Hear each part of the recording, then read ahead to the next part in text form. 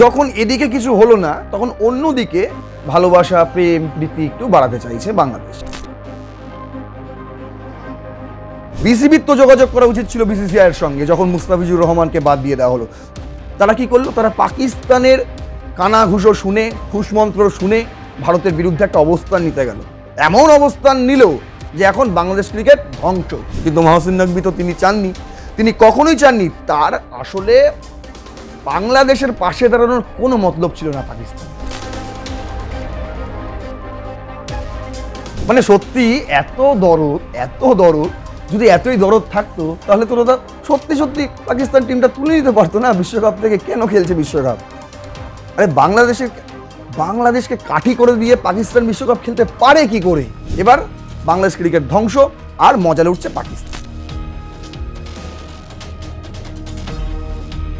সেই শাহবাজ শরীফ তিনি জনসমক্ষে এসে কি বলছেন একটা সমাবেশে এসে যে আমি আর আসিম মনির দুজন মিলে গোটা দেশে অন্যান্য দেশগুলিতে ভিক্ষা করতে গিয়েছিলাম, যেটা খুবই লজ্জার। তারা ভারতের নিরাপত্তার জন্য দল পাঠায় না, মানে ক্রিকেট টিম পাঠায় না, তাছাড়া সব পাঠায়। সব বাণিজ্য ক্ষেত্রে লোক পাঠায়, সীমান্ত চুক্তি করতে লোক পাঠায়, গঙ্গা জলবন্টন চুক্তি করতে লোক পাঠায়। আচ্ছা, শুটিংয়ের জন্য কিন্তু তাদের দল পাঠায় না শুধু ক্রিকেট টিম। বুঝতে পারছেন কেন? কারণ ভারতের নিরাপত্তা নেই। আচ্ছা, বাংলাদেশের নিরাপত্তা আছে?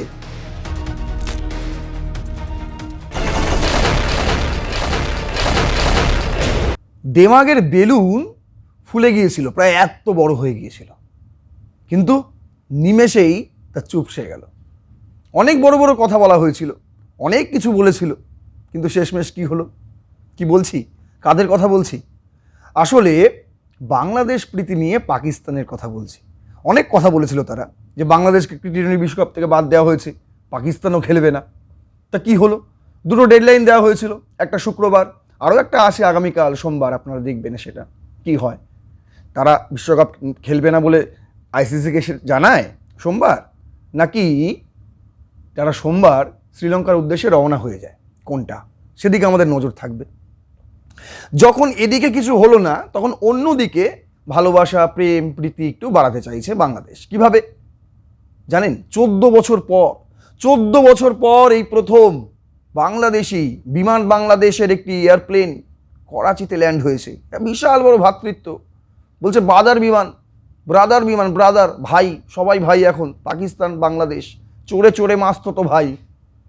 বুঝতে পারছেন? এদেরও দিমাগ আছে, ওদেরও দিমাগ আছে, কেউ এক চুল নড়বে না। কিন্তু কেউ কি আর নিজের নাক কেটে অন্যের যাত্রা ভঙ্গ করে? বিশেষ করে পাকিস্তান বাংলাদেশের জন্য করে? কখনোই করে না। যখন বুঝতে পারলো বাংলাদেশ কোনো কিছুতে করেই কিছু হবে না, তখন তারা সোশ্যাল মিডিয়ায় আরও গুজব ছড়াতে থাকলো। প্রথমে তারা গুজব ছড়ালো ইংল্যান্ড, অস্ট্রেলিয়া তারাও নাকি ভারতে খেলতে আসবে না। কেন? নিপা ভাইরাসের প্রাদুর্ভাব। কত রকম কথাবার্তা, কত রকম যুক্তি সোশ্যাল মিডিয়ায় দেখছি। কিন্তু ইংল্যান্ড বোর্ড, অস্ট্রেলিয়ান বোর্ড তারা কি কিছু জানিয়েছে? তারা কিচ্ছু জানায়নি। আমি খুঁজে খাজে দেখলাম তারা কিচ্ছু জানি, তারা খেলতে আসছে ভারতে। বুঝতে পারছো? বরং উগান্ডা, বরং আইসল্যান্ড, এরা পাকিস্তানের খিল্লি উড়িয়ে দিচ্ছে। তো দাদা বড় বড় কথা বলেছিলেন খেলবেন না। প্রথমত আইসল্যান্ড বললো যে ওরা যদি না খেলে আমরা আছি রেডি, যখনই ডাকবেন তখনই চলে যাব, 5 দিনের নোটিসে আমরা ভারতে পৌঁছে যাব কিংবা শ্রীলঙ্কায় পৌঁছে যাব, কোনো অসুবিধা হবে না। পাকিস্তানের খেলা কোথায় ছিল? শ্রীলঙ্কাতে। তো 5 দিনের মধ্যে আইসল্যান্ড বলছে আমরা শ্রীলঙ্কাতে পৌঁছে যাব, কোনো অসুবিধা হবে না। তারপর উগান্ডাও বলছে আমরাও খেলবো পাকিস্তান যদি না খেলে। আর ওদিকে মহসিন নকভি চুপ। আর রশিদ লতিফ যিনি বলেছিলেন আমাদের বয়কট করা উচিত এই বিশ্বকাপ, যেহেতু বাংলাদেশকে বাদ দিয়ে দেওয়া হয়েছে তাই আমাদেরও উচিত বাংলাদেশের পাশে দাঁড়ানো। এখন তিনি কি বলছেন? এখন তিনি পাল্টে খেয়ে গেছেন। চলুন তাহলে শুরু করছি রণক্ষেত্র। আজকে একটু ছক ভাঙা রণক্ষেত্র আপনারা দেখতে পাচ্ছেন। আপনাদের বলেই রাখি বেশ কয়েকদিন ধরে শরীরটা খারাপই রয়েছে, গলা শুনে বুঝতেই পারছেন এখনও ঠিকঠাক হয়নি, তো সেইভাবে প্রোডাকশান সাজাতে পারিনি, এর জন্য ক্ষমা চেয়ে নিচ্ছি প্রথমেই। এবং আজকে একটু ছক ভাঙা এপিসোড আপনাদের দিচ্ছি। আগামীকাল থেকে আবারও যেভাবে আপনারা দেখতে অভ্যস্ত রণক্ষেত্র সেভাবেই আপনাদের সামনে আসবো। তাহলে আর বেশি ইন্ট্রো বড় করবো না, চলুন শুরু করছি রণক্ষেত্র। আপনাদের সঙ্গে রয়েছে আমি নারায়ণ। শুরুতেই একটা লাইক করে দেবেন অবশ্যই ভিডিওটিতে এবং সাবস্ক্রাইব করে রাখুন আর প্লাস নিউজ 24/7, যাতে রণক্ষেত্রের প্রতিটি এপিসোড আপনারা দেখতে পারেন। দেখুন, আজকে আমাদের এপিসোডের নাম দিয়েছি চড়ে চড়ে মাস্তুতো ভাই। কেন? তার কারণ একজন বলছে আমরা বাংলাদেশের জন্য, দুজনেরই হিপোক্রেসি আপনাদের সামনে আজকে তুলে ধরবো। একদিকে বাংলাদেশ, একদিকে পাকিস্তান। যখন পাকিস্তান বাংলাদেশের পাশে শেষ পর্যন্ত দাঁড়ালো না, বুঝতে পারছেন, যেই দিন তাদের শ্রীলঙ্কায় রওনা হওয়ার কথা, ঠিক সেই দিন তারা একটা ডেডলাইন দিয়ে দিয়েছে। আর এইখানে দাঁড়িয়ে আইসিসিও তাদের একটা পাল্টা ডেডলাইন দিয়ে দিয়েছে। আপনারা জানেন না, যেটা জানেন সেটা বলছি না, আগামী আরও একটা আপডেট রয়েছে। আরও একটা শোনা যাচ্ছে, যদি পাকিস্তান এরপরেও যদি টি-20 বিশ্বকাপ বয়কট করে, তাহলে প্রায় 600 কোটি টাকা, 600 কোটি টাকারও বেশি জরিমানা হতে পারে পাকিস্তানের বিরুদ্ধে। কি করবে তখন মাহসিন নাকভি, শাহবাজ শরীফ? আর এই শাহবাজ শরীফ, যার অনুমতি নিয়ে মাহসিন নাকভি বলছিল যে শাহবাজ শরীফ অনুমতি না পেলে আমরা বিশ্বকাপ খেলতে যেতে পারবো না, সেই শাহবাজ শরীফ তিনি জনসমক্ষে এসে কি বলছেন, একটা সমাবেশে এসে, যে আমি আর আসিম মনির দুজন মিলে গোটা দেশে অন্যান্য দেশগুলিতে ভিক্ষা করতে গিয়েছিলাম, যেটা খুবই লজ্জার। সেটাও আপনাদের আজকের সামনে তুলে ধরবো। তাহলে চলুন, প্রথমে যে বিষয়টা আমি দেখব, আপনাদের দেখাবো বিশেষ করে, সেটা হচ্ছে বাংলাদেশের হিপোক্রেসিটা। তারা ক্রিকেটের জন্য দল পাঠাচ্ছে না, কিন্তু শুটিংয়ের জন্য দল পাঠাচ্ছে। দেখুন, যুগান্তর করেছে, তারা হেডলাইন করেছে, ক্রিকেটারদের না পাঠালেও শুটিং দলকে ভারতে পাঠাচ্ছে বাংলাদেশ। নেপথ্যে যে কারণ, কি কারণ রয়েছে, কেন? আরে বাংলাদেশের অন্তর্বর্তী সরকার বলছে ভারতে যাওয়াই ঠিক নয়, ভারতের নিরাপত্তায় সংশয় রয়েছে। অথচ যেই কারণ দেখিয়ে ক্রিকেট টিম পাঠালো না, সেই কারণ দেখিয়ে কিন্তু তারা শুটিং টিম পাঠাবে না এরকম বলছে না, বরং তাদের ছাড়পত্র দিয়ে দিয়েছে। দেখুন কি বলছে, বলছে অবশেষে ভারত যাওয়ার অনুমতি জিও পেল, যেটাকে বাংলাদেশি ভাষায় জিও বলা হয়। বাংলাদেশ শুটিং দল নয়াদিল্লিতে 2রা ফেব্রুয়ারি শুরু হবে এশিয়ান শুটিং চ্যাম্পিয়নশিপ। টুর্নামেন্টে অংশ নিতে 31শে জানুয়ারি দিল্লি যাওয়ার কথা শুটার রবিউল ইসলাম, ইনি সেই ব্যক্তি, ও কোচ শারমিন আখতার, তার কোচ। কি বলছে, যুক্তি কি রয়েছে, আমি ক্রিকেট টিম পাঠালাম না, কিন্তু শুটিং টিম কেন পাঠাচ্ছি? তারা বলছে নিরাপত্তার ঝুঁকিতে ভারতে বিশ্বকাপ খেলতে যেতে রাজি হয়নি বাংলাদেশ, তাহলে শুটারদের পাঠানো হচ্ছে কেন?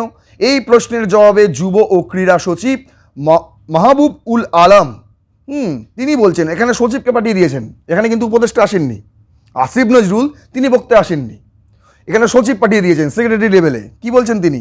বলছে ক্রিকেটের নিরাপত্তার নিশ্চয়তা আমাদের দেয়নি ভারতীয় ক্রিকেট বোর্ড। ভারতীয় ক্রিকেট বোর্ডের সঙ্গে তো বিসিবির কোনো কথাই হয়নি। বিসিসিআইয়ের কি টাকা পড়েছে তোমাদের সঙ্গে যোগাযোগ করতে যাবে, গিয়ে বলবে আমরা এখানে নিরাপত্তা আছে, আপনারা এসুন খেলুন? কি টাকা পড়েছে? বিসিবির তো যোগাযোগ করা উচিত ছিল বিসিসিআইয়ের সঙ্গে, যখন মুস্তাফিজুর রহমানকে বাদ দিয়ে দেওয়া হলো। তারা কি করলো? তারা পাকিস্তানের কানাঘুষো শুনে, ফুসমন্ত্র শুনে ভারতের বিরুদ্ধে একটা অবস্থান নিতে গেল। এমন অবস্থান নিল যে এখন বাংলাদেশ ক্রিকেট ধ্বংস। আর সেই বাংলাদেশ ক্রিকেট ধ্বংসের মুখ থেকে ফিরিয়ে আনার জন্য, প্রলোভন দেখানোর জন্য নতুন করে আবার সাকিবুল হাসানের নাম প্রকাশ্যে নিয়ে আসা হচ্ছে। সবই বোঝে, সাধারণ মানুষ সবই বোঝে, বুঝতে পারছেন? দেখুন এই দিক দিয়ে কি বলছে, এখানে তাদের কি ক্ল্যারিফিকেশন, কেন শুটিং দল পাঠাচ্ছে তারা। বলছে শুটিংয়ের ক্ষেত্রে সর্বোচ্চ নিরাপত্তার নিশ্চয়তা দিয়েছে সংশ্লিষ্ট কর্তৃপক্ষ। ক্রিকেটের 3টি বিষয় ছিল, ক্রিকেটার, দর্শক ও সাংবাদিক। এখানে 2জন সদস্যের প্রশ্ন। তাছাড়া শুটাররা খেলবেন ইনডোরে। আমাদের বক্তব্য হলো ক্রিকেটে ভারত সফর বাতিল যে রাজনৈতিক ছিল না, সেটা শুটার যাওয়ার অনুমতি দেওয়ার প্রমাণিত হয়েছে। মানে ভারত সফরে, রাজনৈতিক সফরে কোনো বাধা নেই। কেন বলছি, দেখুন এই যে সীমান্তে আলোচনা হচ্ছে, এখানেও কিন্তু ভারতে আসছে বাংলাদেশের আর্মির প্রতিনিধিরা, বুঝছেন? এই যে 2026-এ গঙ্গা জলবন্টন চুক্তি শেষ, আবার নতুন করে শুরু হবে, তার জন্য কিন্তু বাংলাদেশের প্রতিনিধিরা ভারতে আসছেন প্রতিনিয়ত, নিয়ম করে। শুধু আসছেন না কারা? ক্রিকেটাররা। এটা জেনে বুঝে করেছে অন্তর্বর্তী সরকার এবং ওই মাহসিন নাকভি, পাকিস্তান পুরো ডুবিয়ে দিয়েছে বাংলাদেশ ক্রিকেটকে, ইচ্ছাকৃত। দেখুন কি বলছে যে ক্রিকেটের বেলায় নিরাপত্তার নিশ্চয়তা পেলে সরকার ভেবে দেখত। বলছে শুটারের ক্ষেত্রে তারা নিরাপত্তা পেয়েছে, কিন্তু ক্রিকেটের ক্ষেত্রে তারা নিরাপত্তা পায়নি, এটা তাদের বক্তব্য। এই যে আপনাদের বললাম, পরের স্লাইডটাতে আপনাদের দেখাচ্ছি, যেটা আপনাদের বললাম, যে এই যে 11 সদস্যের দল বাংলাদেশের, দ্য ইন্ডিয়ান এক্সপ্রেস করেছে, দেখুন হেডলাইনটা পড়ুন, 11 members Bangladesh team to travel to India for joint meeting regarding Ganga water ট্রিটি। এটা 2025 সালের মার্চ মাসের খবর, আপনারা হেডলাইন দিয়ে সার্চ করলে পেয়ে যাবেন। কিন্তু আপনাদের আরও একটা হেডলাইন দেখাচ্ছি, যেটা করেছে দৈনিক আল ইহসান। তারা করেছে হেডলাইনটা, গঙ্গা পানি চুক্তি নবায়ন, ভারত যাচ্ছে বাংলাদেশ দল। কি লিখেছে দেখুন, বলছে ভারতের কেন্দ্রীয় জলশক্তি মন্ত্রণালয়ের জ্যেষ্ঠ যুগ্ম কমিশনার আর সাম্ভারিয়া পশ্চিমবঙ্গের মুখ্য সচিব মনোজ পান্থকে একটি চিঠি লিখে বাংলাদেশের প্রতিনিধি দলের সফর নিয়ে বিস্তারিত সূচি জানিয়েছে। একই চিঠিতে বাংলাদেশের প্রতিনিধি দলের জন্য পর্যাপ্ত নিরাপত্তা ব্যবস্থা গ্রহণের নির্দেশও দেওয়া হয়েছে। আর সাম্ভারিয়ার লেখা চিঠি অনুযায়ী 6 থেকে 7ই মার্চ কলকাতা বাংলাদেশ ও ভারতের যৌথ নদী কমিশনের 86তম সভা হবে। তার আগে 4 থেকে 5ই মার্চ বাংলাদেশ প্রতিনিধি দল ও ভারতের কর্মকর্তারা ফারাক্কা বাঁধ পরিদর্শন করবে। যৌথ নদী কমিশনের বাংলাদেশের সদস্য মোহাম্মদ আবুল হোসেনের নেতৃত্বে 11 সদস্যের প্রতিনিধি দল ভারতের কলকাতায় কর্মকর্তাদের সঙ্গে আলোচনায় অংশ নেবে। ইতিমধ্যেই তারা যে এসছিল, ফারাক্কা বাঁধ পরিদর্শন করেছে, সেই ছবি দেখুন, বুঝতে পারছেন? ওই যে কার নেতৃত্বে বলছে, বাংলাদেশের যৌথ নদী কমিশনের যে সদস্য মোহাম্মদ আবুল হোসেনের নেতৃত্বে এই ছবি দেখুন। তারা ফারাক্কা বাঁধে আসছেন, দেখছেন খতিয়ে যে কোন সময়ে কোন জলস্তর থাকছে, সেই অনুযায়ী নতুন করে চুক্তি হবে। তাদের অনেক রকম দাবি দাবা রয়েছে এই গঙ্গা জলবন্টন চুক্তি নিয়ে। এই বিষয়টা গেল। এবার আপনাদের দেখাই যে পাকিস্তানের হিপোক্রেসির লেভেলটা। প্রথমে মহসিন নকভি, তিনি তো প্রচুর ডায়লগ মেরেছেন, বাংলাদেশকে নেয়নি আমরাও যাব না। কি আমরা শেহবাজ শরীফের সঙ্গে কথা বলবো? কে শেহবাজ শরীফ? পাকিস্তানের প্রধানমন্ত্রী, বুঝতে পারছেন? ওই নামেই প্রধানমন্ত্রী, আসিম মুনিরই সব। তবুও সেই সময় বলছে শেহবাজ শরীফ ছিলেন না দেশে, দেশে ফিরেছেন, তারপর তার সঙ্গে বৈঠক হয়েছে। বৈঠক হয়েও কিন্তু কোনো সমস্যার সমাধান হয়নি, বরং সমস্যা জিয়ে রেখেছেন মহসিন নকভি। আর এইখানেই এসছে ওই রাশিদ লতিফের বক্তব্য, যে রাশিদ লতিফ তিনি বলেছিলেন যে বাংলাদেশকে যখন টি-20 বিশ্বকাপ থেকে বাদ দেওয়া হয়েছে, তাহলে পাকিস্তানেরও উচিত টি-20 বিশ্বকাপ না খেলা। তিনি এখন পাল্টি মেরেছেন। তিনি এখন কি বলছেন দেখুন, এনডিটিভি করেছে এই খবরটা, হেডলাইনটা পড়ুন। Pakistan told time to strike has past. এটা রাশিদ লতিফের বক্তব্য। তিনি বলছেন যে সময় পেরিয়ে গেছে, পাকিস্তানের জন্য সময় পেরিয়ে গেছে, আর এখন করতে পারবে না। জানে তো তারা এখন যদি তারা বিশ্বকাপ বয়কট করতে যায়, 600 কোটিরও বেশি টাকা তাদের জরিমানা হতে পারে। 600 কোটিরও বেশি টাকা, বুঝতে পারছেন? একটা দুটো টাকা নয়। তো এই সময় কেউ চাইবে আর বিশ্বকাপ খেলবো না? এরকম কখনো হয়? এই বক্তব্যে তিনি বলেছেন যে ঠিক আছে বিশ্বকাপ খেলবো, কিন্তু পাকিস্তান ভারতের সঙ্গে কোনো ম্যাচ খেলবে না। তাহলে 15 তারিখের 15 ফেব্রুয়ারি যে ম্যাচ রয়েছে সেটা তাহলে বাতিল হবে মনে করা হচ্ছে। আচ্ছা, যদি সুপার 8-এ ওঠে সেই ম্যাচও খেলবে না পাকিস্তান, ভারত ওয়াকওভার পাবে। সেমিফাইনালেও যদি একসঙ্গে মুখোমুখি হবে না। তিনি এত কিছুতে যায়নি, তিনি ডিরেক্ট ফাইনালে চলে গেছেন। কি বলছেন তার বক্তব্যটা শুনুন। বলছে Latif believes that although the decision to participate rest with the government, Pakistan was too slow to act. যদিও এটা পাকিস্তান সরকারের সিদ্ধান্ত, তবুও বলছে পাকিস্তান ক্রিকেট বোর্ড অনেক ধীর গতিতে চলেছে এই সিদ্ধান্ত নিতে গিয়ে। এটা রাশিদ লতিফের বক্তব্য। তিনি বলছেন, while it may be difficult for Pakistan to pull out of the tournament entirely, Latif suggested the team could still skip the India match even if the two teams were to meet in the final. Direct ফাইনালে চলে গেলেন। তিনি ভেবে নিলেন যে একটা অস্ট্রেলিয়াকে match হারিয়েছে বলে পাকিস্তান ফাইনালে চলে যাবে। ভাবুন একবার, শেহবাজ শরীফের কর্মকাণ্ড শুনুন। একখানা ম্যাচ বাইলেটারাল সিরিজ অস্ট্রেলিয়ার সঙ্গে পাকিস্তানের, তো পাকিস্তানের মাটিতেই। এক তো টোটোয় চড়ে ট্রফি উন্মোচন, সেটা নিয়ে বিশাল খিল্লি হয়েছে পাকিস্তানের। তারপর কি হয়েছে, প্রথম ম্যাচ কোনো ক্রমে জিতে গেছে। মানে দেখেছেন আপনারা, যারা ম্যাচটা দেখেছেন তারা দেখেছেন যে অস্ট্রেলিয়া যারা খেলে, যারা নিয়মিত প্লেয়ার, তারা কিন্তু ছিলেন না, কারণ তারা রিজার্ভে রেখেছেন। আরে ভাই, টি-20 বিশ্বকাপ আছে, পাকিস্তানের সঙ্গে ভালো ভালো প্লেয়ারদের খেলাবে কেন? কেন খেলাবে? ট্রেভিস হেড ক্যাপ্টেন ছিলেন, ঠিক আছে, একটা ম্যাচ হেরে গেছে, খেলায় হার জিত আছে, কিন্তু একটা ম্যাচ বাইলেটারাল সিরিজ, সেখানে একটা ম্যাচ জিতে পাকিস্তান, শেহবাজ শরীফ টুইট করছে, অভিবাদন জানাচ্ছে টিমকে, যেন কি না কি করে ফেলেছে, একদম কি না কি, যেন বিশ্বকাপই জিতে গেলেছে। স্বপ্ন দেখছেন রাশিদ লতিফ যে ফাইনালে মুখোমুখি হবে ইন্ডিয়া পাকিস্তান। আরে ইন্ডিয়াকে বাদ দিন, ইন্ডিয়া ফাইনাল খেলতেই পারে, বরং খেলবে, ধরে নিন। কিন্তু পাকিস্তান কি করে ভাবেন ভাই পাকিস্তান ফাইনাল খেলবে, এই টি-20 বিশ্বকাপের ফাইনাল? আচ্ছা, যদি হয়েও থাকে তাহলে কি আপনারা খেলবেন না? রাশিদ লতিফের বক্তব্য হচ্ছে এটাই যে পাকিস্তান ভারতের যদি ফাইনাল হয় তাহলে তারা খেলবে না। বলছে কি, if the government Sage we won't play against India, the ICC will have to accept it. বলছে যদি পাকিস্তান ক্রিকেট বোর্ড এটা এই সিদ্ধান্ত নেয় এবং এই পরামর্শ যদি আইসিসিকে দেয়, তাহলে আইসিসি বাধ্য এই সিদ্ধান্ত মেনে নিতে। ভাবুন, কি বোকা বোকা কথা। ঠিক আছে, মানলাম। তারপর বলছে Latif argues the Pakistan should have withdraw as soon as the decision to move the tournament from Bangladeshi was announced.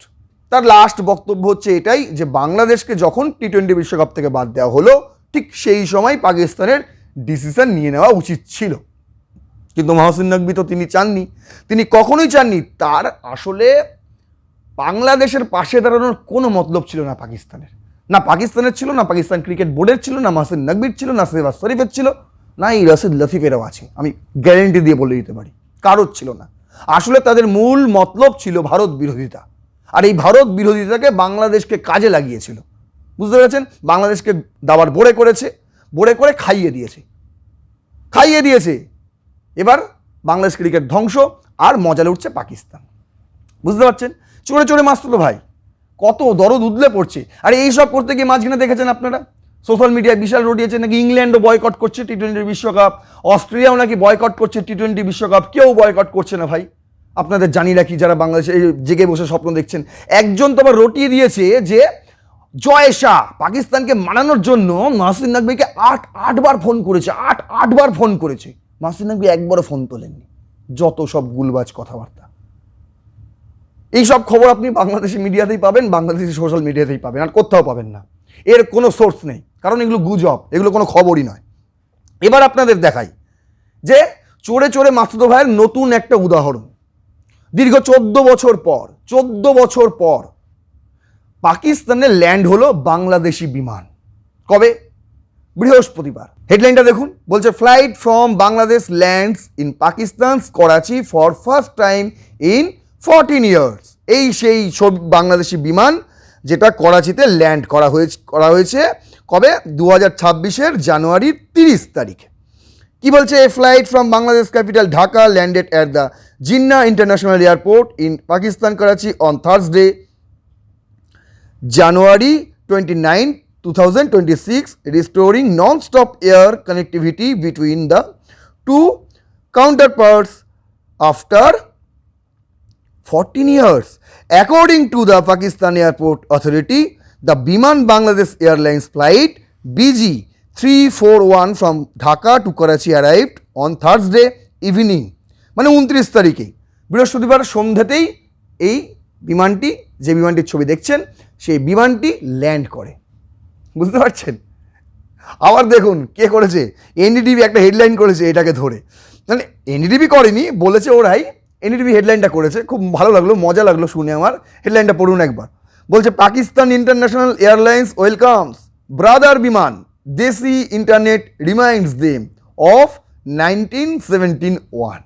Brother বিমান বলছে দেশি ইন্টারনেট নাকি তাদেরকে স্বাগত জানিয়েছে।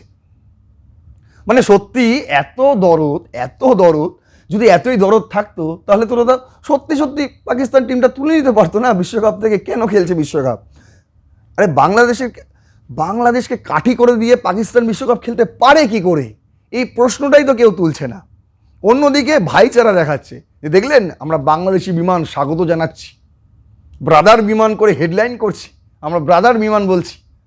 মানে বুঝতে পারছেন কোন লেভেলে? যখন এইসব হচ্ছে, পাকিস্তান যখন বাংলাদেশকে নিয়ে এইসব করছে, তখন বাংলাদেশে আগুন জ্বলছে। তারা ভারতের নিরাপত্তার জন্য দল পাঠায় না, মানে ক্রিকেট টিম পাঠায় না, তাছাড়া সব পাঠায়। সব বাণিজ্য ক্ষেত্রে লোক পাঠায়, সীমান্ত চুক্তি করতে লোক পাঠায়, গঙ্গা জলবন্টন চুক্তি করতে লোক পাঠায়। আচ্ছা, শুটিংয়ের জন্যও কিন্তু তাদের দল পাঠায় না শুধু ক্রিকেট টিম। বুঝতে পারছেন কেন? কারণ ভারতের নিরাপত্তা নেই। আচ্ছা, বাংলাদেশের নিরাপত্তা আছে?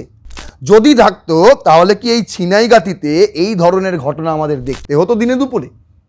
দেখুন কি ঘটেছিল ছিনাইগাতিতে। বলছে জামাত আর বিএনপি, জামাত তো প্রথমে একটা স্বপ্ন দেখেছিল শফিকুর রহমান, যে আমরা এইবারে একটা নতুন সরকার গড়ব, যে সরকারে সবার অংশগ্রহণ থাকবে, মানে প্রত্যেকটা রাজনৈতিক দলের অংশগ্রহণ থাকবে, একটা যৌথ সরকার হবে, জাতীয় যৌথ সরকার। আর সেই মোটো নিয়ে চলতে গিয়ে একসঙ্গে তারা নির্বাচনী ইস্তেহার প্রকাশ করতে চেয়েছিল। বুঝতে পারছেন? মানে বিশাল ভাইচারা, এত ভাইচারা। মানে চড়ে চড়ে মাসুদ ভাই কেমন হয় যদি আপনি এই সংঘর্ষটা না দেখেন জামাত বিএনপির ঝিনাইগাতিতে, তাহলে আপনারা বুঝতে পারবেন না অ্যাকচুয়ালি এই কথাটা কেন আমি রেখেছি আজকের এপিসোডে, চড়ে চড়ে মাসুদ ভাই। কি হয়েছিল গল্পটা? প্রথম আলো করেছে, বলছে শেরপুরে নির্বাচনী ইস্তেহার পাঠ অনুষ্ঠানে বিএনপি জামায়াত সংঘর্ষ, আহত 30, একজন মারাও গিয়েছেন। বুঝতে পারছেন মানে কি অবস্থা? দেখুন কি বলছে বিবিসি বাংলার হেডলাইন, শেরপুরে আগে চেয়ারে বসা নিয়ে বিএনপি জামায়াত সংঘর্ষ, জামায়াত নেতা নিহত। আরে তারা ভাইচারা দেখাচ্ছে, জামায়াত বিএনপি একসঙ্গে নির্বাচনী ইস্তেহার প্রকাশ করার জন্য মঞ্চ শেয়ার করছে, অথচ কে সামনের সারিতে বসবে সেই মতবাদ নিয়ে এমন ঝামেলা লাগলো যে সংঘর্ষে পরিণত হলো, সেনাবাহিনী নামাতে হলো, একজন মারাও গেল, 30 জন আহত। কত ভাইচারা! যেমন ভাইচারা পাকিস্তান বাংলাদেশের মধ্যে, ঠিক তেমনই ভাইচারা জামাত বিএনপির মধ্যে। অথচ বাংলাদেশের বক্তব্য ভারতে নিরাপত্তা নেই, বাংলাদেশে আছে। সময়ের কণ্ঠস্বরের হেডলাইনটা পড়ুন। তারা বলছে জামায়াত নেতা নিহত হওয়ার পর ছিনাই ঘাটিতে ইউএনও আর ওসি প্রত্যাহার। মানে বুঝতে পারছেন, যা হবে প্রশাসনের লোকজন দায়ভার নিয়ে নেবে।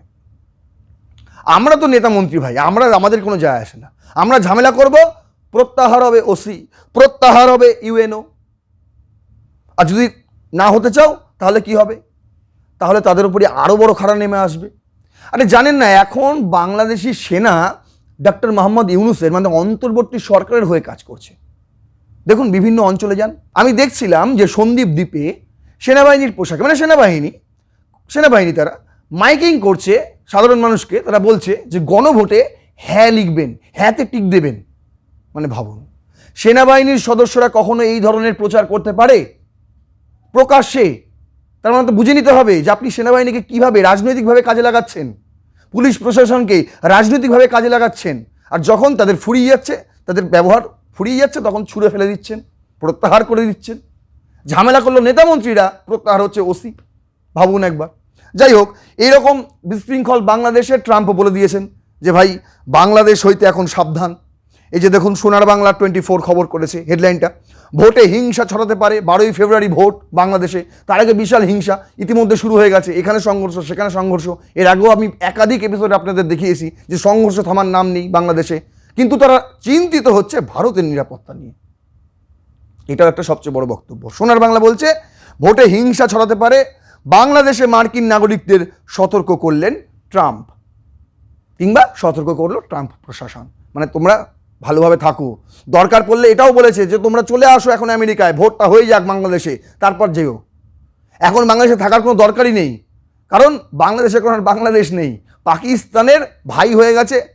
মানে পাকিস্তানকে তো এখন সোশ্যাল মিডিয়া অনেকে পাকিস্তান বলে ডাকছে, আর আমি বলবো দেমাগিস্তান। আর বাংলাদেশ হয়ে গেছে এখন তাদেরই ছোট ভাই, পাকিস্তান দেমাগিস্তান যা বলবেন তাই।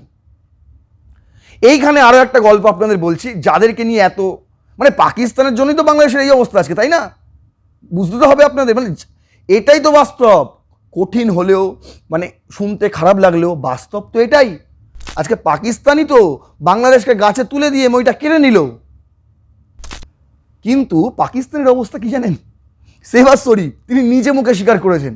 এই যে দেখুন ওয়ান ইন্ডিয়া স্টিকারটা আমি রেখেছি, সেখানে শেহবাজ শরীফ বলেছে, একটা সমাবেশে শেহবাজ শরীফ বলেছে, we feel ashamed when field marshal Asim Munir and I go around the world begging for money, taking loans is a huge burden on our self respect, our heads bow down in shame, we cannot say no to many things they want us to do. তিনি বলছেন আমার খুবই লজ্জা লাগছিল, কারণ আমাদের দেশে এখন কিচ্ছু নেই, মানে সেটা তিনি বলতে পারেননি।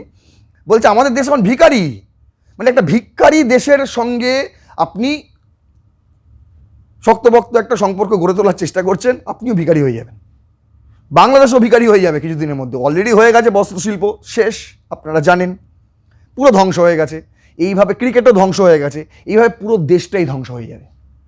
পাকিস্তানে আমার কথা যদি বিশ্বাস না হয়, শেহবাজ শরীফ যেটা আমি বললাম, যদি আমার কথা বিশ্বাস না, তার নিজের বক্তব্য নিজের মুখে শুনে নিন একবার কি বলেছেন তিনি। मैं यहाँ पर बगैर किसी लगी लपटी के आपको बताना चाहता हूँ कि मैं भी और खामोशी के साथ फील्ड मार्शल हम कई ममालिक में गए और उनसे कहा कि IMF का प्रोग्राम है, ये हमारा एक्सटर्नल गैप है, आप इतने $1 बिलियन दे दें, आप इतने $1 बिलियन दे दें। मैं उन ममालिक का, दोस्त ममालिक का बेहद शुक्रगुजार हूँ कि जिन्होंने हमारी पजीराई की। लेकिन आप जानते हैं कि जब कोई किसी से मांगने जाता है तो अपने इज़्ज़त नफ्स के ऊपर वो उसकी कीमत उसको चुकानी पड़ती है, कॉम्प्रोमाइज़ करना पड़ता है।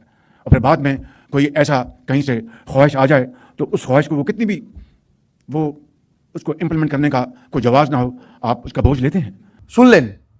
আর এই পাকিস্তানের হয়ে বড়াই করে হচ্ছে বাংলাদেশ।